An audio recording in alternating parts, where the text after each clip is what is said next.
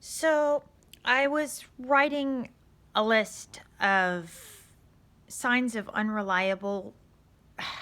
Sorry, tripping over my tongue here. I seem to do that a lot lately. Signs of unreliable reliability and warning signs of no-go men. Players, they tend to sleep around. They don't stick to one woman. Um, the married guy. And that should go without saying. But when I was younger, the married guy, well, he lied to me about his marital status, and I ended up pregnant, and I didn't leave right away because, well, I was homeless and pregnant and needy and just scared. But eventually I did leave. And, but the damage was done. And, that was hard. So another sign of unreliability in men or no-go man is that, they have addictions like sex. And that could go with being the player too. Gambling, porn, maybe it's alcohol addiction or drug addiction. Because the person with an alcohol or drug addiction can really tear you down. They can take you down bow first right with them.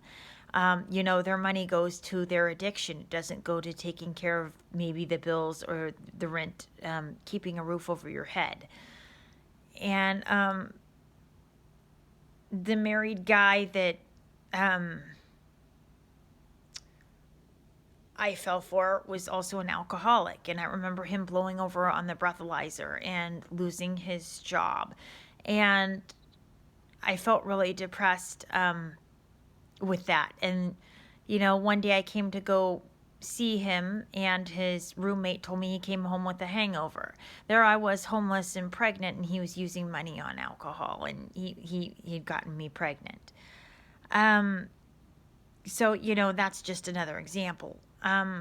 But I had a bad combination there. I mean, talk about a bad combination, married and an alcoholic. I mean, geez.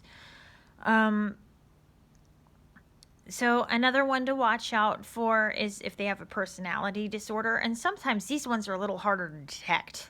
I mean, sometimes you don't see it coming because the person can act like they're very nice under the surface, and then the other side of them pops off and the mask pops off, and yikes. But personality disorders that they might have might be a narcissist, a sociopath, or a psychopath. And, some narcissists, they're obviously a narcissist, and they show themselves to be that way, and it's very overt and out there. And they don't hide it. They're all about me and their ego and everything else. And then there's the covert narcissist who acts like they're nice under the surface and acts like they're a good person and they're helpful and they're kind-hearted and they act like they're sympathetic and kind.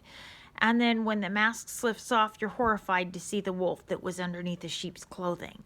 And it's such a shock that you don't know what to do with it. And the emotional damage when it's done is really it's brutal.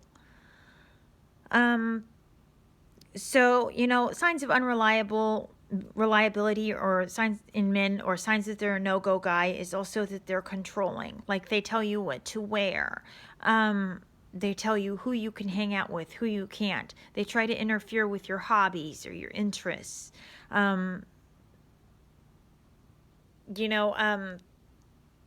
Or maybe something to watch out for is that they move you to a small podunk town where there isn't a whole lot of jobs and not a whole lot of opportunity to pursue a better life for yourself. You might want to watch out for that. And then, signs of unreliability or signs that a guy is a no-go man is that he is abusive. And the controlling aspect might go with the abusive guy. And the abusive guy you might want to watch out for if he has addictions like alcohol or drugs, because those things impair judgment and they may cause aggression, or say drugs, they might cause paranoia. So you might have problems with the guy being aggressive due to drug use as a side effect. Um, some drunks, they're just calm and chill and mellow, but others, they can become aggressive. So you really got to watch it with a person who is has a drug problem, and whether abusive or not. But these are some of the signs of the guys to watch out for, because if you end up with a wrong quality guy, your whole life can be affected long term. And trying to get over the hurt and the damage that's been done when guys are like that, it's hard. I don't think you ever quite get over the damage that they can do. And you know, and what can be worse is that, because you get one wrong guy, you could get the next one who's going to think they're going to treat you like shit because you settled for one that already did because they were bad for you. And it can take a long time to boost your self-esteem after having had the bad quality guy. So, you want to look for the red flags with the guys that, maybe they're not settling down. And, another one to look out for is, how did they treat their previous partner, or what did their previous partner have to say about the previous person? And that might be another one. If this person had a history of cheating on their previous partner, then most likely they're not going to stay loyal to you. And so these are just some of the things that I've learned about men to avoid getting serious about. Like, you don't want to set yourself up to be financially dependent on unreliable men.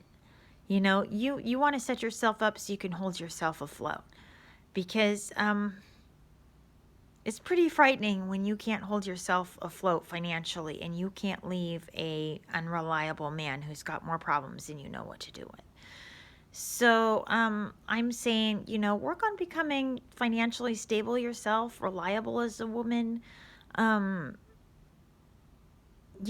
yourself afloat. And then I'd say, then see about whether you want to make the decision about how much time and energy you're willing to invest in a guy. And, make sure that you're showing good judgment. And that's sometimes easier said than done. Once you have sex with a guy, you tend to become bonded and there's an attraction. It's hard when there's a physical attraction, but you have to make sure that the guy is actually a good quality guy, and you've got to make sure that he's right for you.